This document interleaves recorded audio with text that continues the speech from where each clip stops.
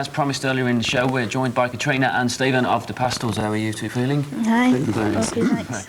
Stephen, I was thinking about your involvement in the the indie scene in Scotland, like in the early and mid '80s. I mean, and not just with the Pastels, but like you ran a label and stuff. What was the label? 53rd and Third. It wasn't. I didn't actually run the label, but I helped get some of my friends' bands on to let them get records out.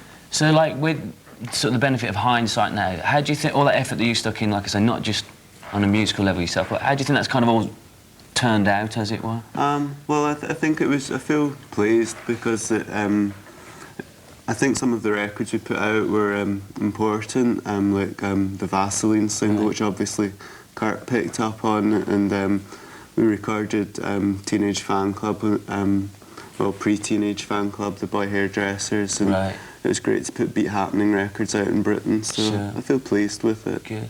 And with a lot of the bands that was involved in that, like with the Mary Chain, Primal Scream, the Fan Club and stuff, they've sort of critically, well, not just critically, but success has come their way and stuff, and they've like done stuff like in the States and things like that. And the press has always been really supportive of the Pastels. I mean, there are people that would cry at your feet and the stuff that I've been reading. Like, have you sort of stayed out of the way purposely of the building as a sort of a big success machine? Well, we've just never really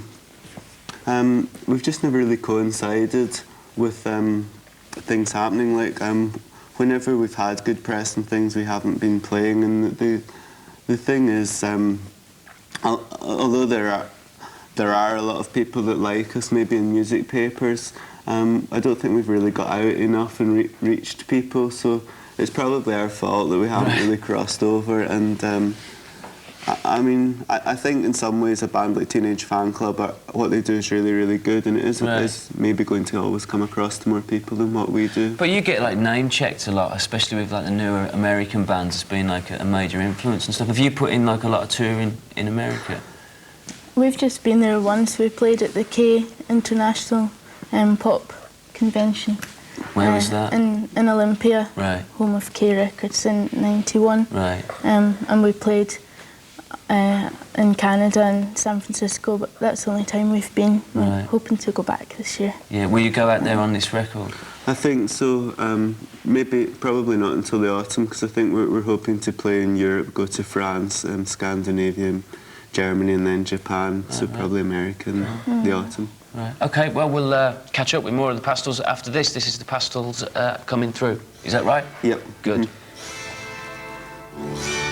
Being out of the band, sorry about that.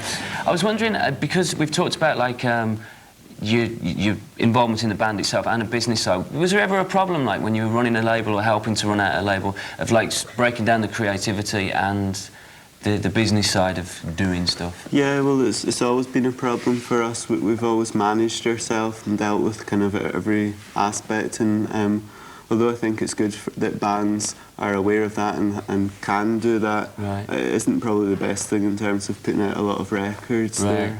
It does get quite bogged down with it. Yeah, and when I was doing the label, it wasn't really such a busy time for the Pastels, and so that was okay, but there were times that it conflicted, definitely. Yeah. I was, as well, like, we talked about the press as well earlier. How do you think, in recent years, when I've got my own opinions that I have to keep to myself these days, like, and the way the press is sort of behaving with a lot of the British acts these days, throwing them up to be the greatest thing in the world. It seems like it's a real fashion these days, that it didn't seem to go on in the mid-'80s. It was... Yeah, I feel that there is such a thing now as an NME type of band, almost, and it seems to me that particularly in the London area, it does get very affected by the style of music that's being promoted, and I'm not sure that it's that healthy. Yeah. Are you a fan of much new stuff that's going on at the moment? I like a lot of the new bands that are coming out of Glasgow, but not so much the new British pop, really. What sort of things are coming out of Glasgow at the moment? There's a band called Biss that I think are really good. And there's a band called Lungleg that are good, and Police Cat. And new Teenage Fan Club LP, I think that'll be pretty good. Yeah, we'll look forward to that one, yeah. So on the subject of things that you like, you've picked a request video for us. What are we having? Pavement Gold Sounds. All right, and why not? Pavement Gold Sounds.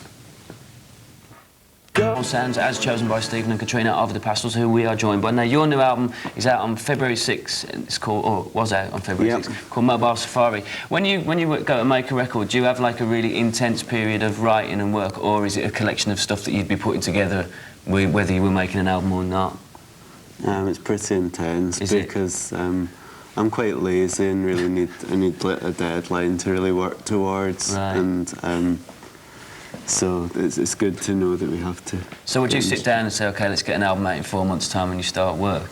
A year. Yeah, and then it comes out a year later. Do an album, and we have to have it out in the next 2 years. Right.